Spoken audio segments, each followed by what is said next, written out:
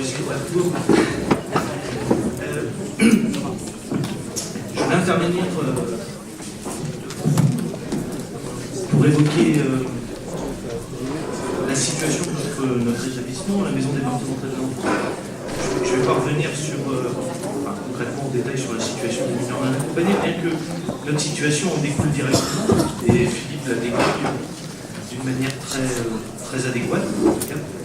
Et c'est, je dirais, une situation sur laquelle on fait un peu front commun, même si on regrette parfois de ne pas suffisamment se voir et travailler ensemble. Voilà. En 2017, donc, la maison départementale de l'enfant de Sèvres, c'est un établissement d'une centaine d'agents éclaté sur tout le département. À la suite de l'arrivée d'un changement de direction, la direction a mis en œuvre un projet d'établissement soutenu par l'ensemble des agents et par, je dirais, notre syndicat également.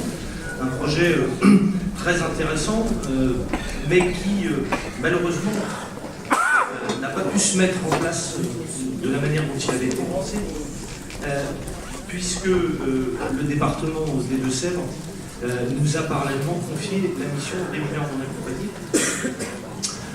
Un projet d'établissement qui devait voir effectivement la réaffectation de l'ensemble des agents.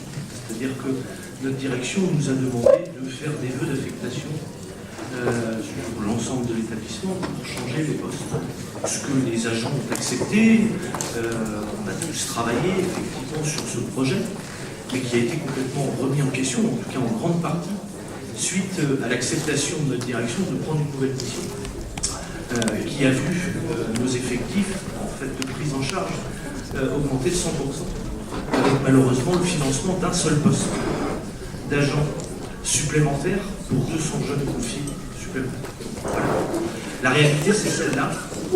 Et devant l'urgence et la dégradation de nos conditions de travail, puisque ça a nécessité effectivement que certains de nos agents qui avaient fait des vœux d'affectation, construits, etc., ont dû effectivement être affectés sur des nouvelles structures en urgence, contre leurs vœux. Donc nous avons lancé un mouvement de grève qui a duré une quinzaine de jours. Un mouvement de grève qui était assez dur, puisque effectivement, face à ces mutations obligatoires, effectivement, nous avons dénoncé très largement, et c'est un mouvement qui a quand même été assez médiatisé.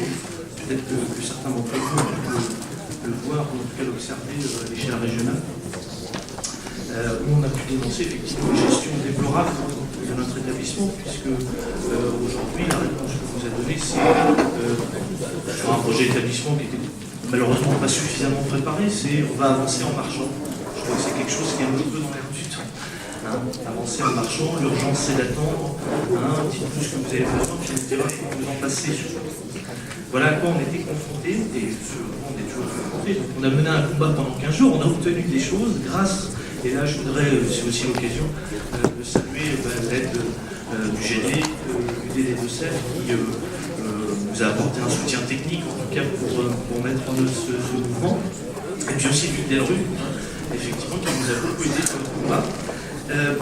On a été aussi soutenu par nos cadres, et c'est aussi pour ça que derrière ce mouvement, ce qu'on a récolté aussi, c'est 2 audits, un audit financier sur l'établissement, parce que effectivement notre directeur, face à ce mouvement de grogne, a été un peu décrédibilisé vis-à-vis du département, donc il était temps de faire un audit financier, un audit organisationnel.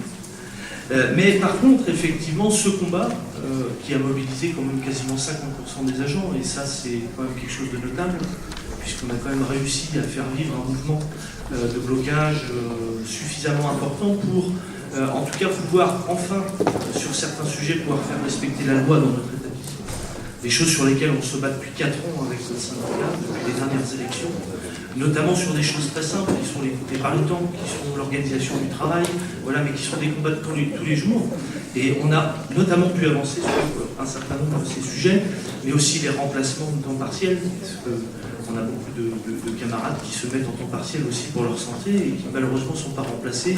On parlait des logiques de division, ce sont aussi des outils pour diviser les agents, pour ne pas remplacer les gens.